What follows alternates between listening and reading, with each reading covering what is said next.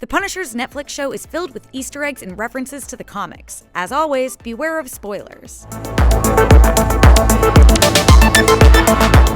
Like other live-action Punisher adaptations, the Netflix series owes a debt to the work of writer Garth Ennis and artist Steve Dillon. The first season includes multiple scenes of grisly, hyper-violent carnage that are very much in keeping with the tone of Ennis and Dillon's Marvel Knights Punisher comic. The first episode includes a direct nod to that source material when Micro says, quote, "Welcome back, Frank." That happens to be the subtitle of Ennis and Dillon's original Punisher miniseries from 2000. The season includes another fun nod to that story when Frank attacks several members of the Nucci crime family. The Nuccis and their twisted matriarch, Ma Nucci, serve as the main antagonists in Welcome Back, Frank, so the series could be setting her up for a prominent role in a future season.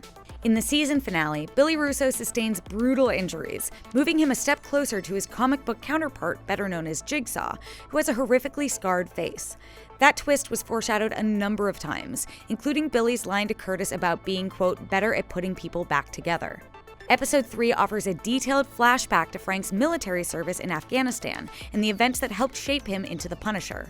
Originally, he was portrayed as a Vietnam veteran, but the comics and adaptations have generally updated that to keep pace with the rolling timeline of the Marvel Universe.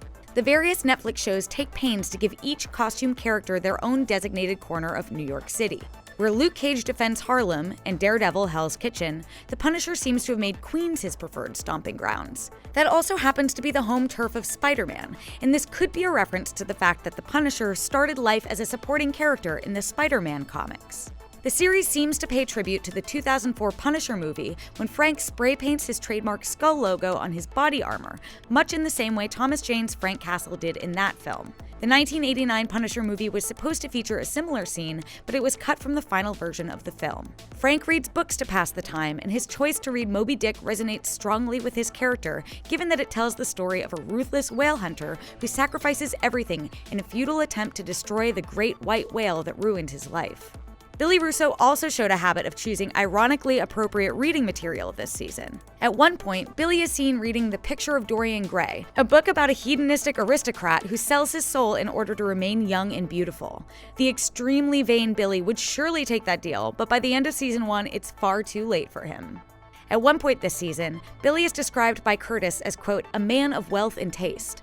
That's a well-known line from the Rolling Stones' 1968 hit Sympathy for the Devil. There are certainly comparisons to be drawn between both the song's unholy protagonist and the suave but sadistic Billy Russo. One episode sees the PTSD-addled Lewis trying to bond with his father by watching a replay of the classic Rumble in the Jungle boxing match between Muhammad Ali and George Foreman. That match took place in 1974, which also happens to be the same year that the Punisher debuted on the pages of The Amazing Spider-Man number 129.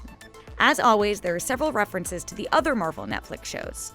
Naturally, actor Rob Morgan stopped by to reprise his role as Turk Barrett. Along with Rosario Dawson's Claire Temple, who's sitting this season out, Turk is one of the few characters to regularly appear in different Marvel Netflix shows. Visits to the New York Bulletin offices are usually good for a few Marvel Easter eggs.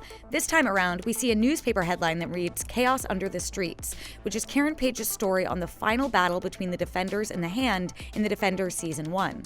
That helps clarify exactly when The Punisher Season 1 takes place in relation to the other shows. The Punisher doesn't do much to reference the characters and events of the MCU films. However, there is one interesting link in the form of the WHIH news channel, which airs a story about Frank being discovered alive following his jailbreak from Daredevil Season 2. That channel has become a mainstay in recent MCU projects like Ant-Man, Avengers Age of Ultron, and Agents of S.H.I.E.L.D. The show pays tribute to an unexpected piece of Punisher history in Episode 4. One of the criminals Frank attacks lands atop a pinball machine in a shot that pays tribute to this Punisher action figure from Diamond Select Toys. That's everything we spotted in Season 1 of The Punisher. Did we miss anything? Let us know what you saw in the comments, and for more on The Punisher, check out our review of the first season and our video explaining the ending. And as always, be sure to follow and subscribe wherever you like to watch IGN.